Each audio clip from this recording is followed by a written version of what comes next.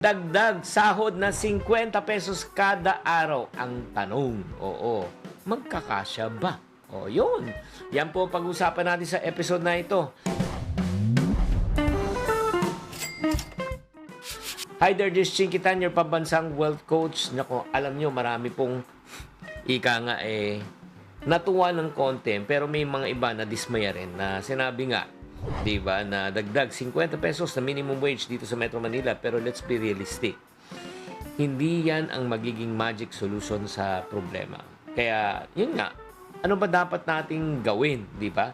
Number one, ang unang dapat nating gawin, ang pagtaas ng income po ay limited, pero yung pagtaas ng gastos po at saka yung gusto natin sa buhay ay unlimited. Kaya wag natin i-level up ang gastos natin, di ba? Pag may dagdag kita, i-level up din natin ang ating pag-iipon at pagtatabi.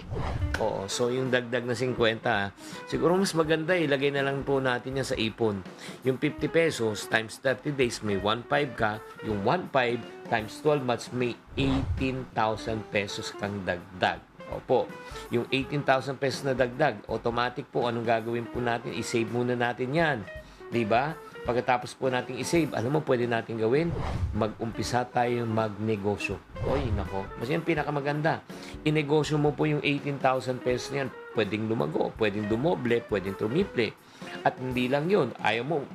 Kung ayaw mo magnegosyo naman, pwede mo ilagay naman sa mga investment katulad ng MP2. Diba? Ang Pag-ibig MP2 at bibigyan ng mga 6 to 7% interest per annum. Ang kagandahan po nun, alam nyo ba, pag tayo po ay nag-impok ng patuloy-tuloy, yung 18,000 yan in 7 years. Pwede 7 to 10 years, pwede dumoble po yan. Kaya napakahalaga po, pag tayo po ay may dagdag kita, huwag nating isipin ang dagdag gastos, isipin natin kung paano tayo makakadagdag ng pagkakakitaan, at pangalawa, dagdagan po natin ang investment. Again, paalala po, don't level up your gastos, mag-automatic savings, at the same time, magnegosyo at mag-invest. Mga kabudgetarian, ang dagdag sahod is a blessing. Pag hindi mo minanage to ng tama, mauubos din agad. Sana nakatulong tong episode na ito. Tatandaan, tamang karunungan, tamang disiplina po ang susi sa pagyaman.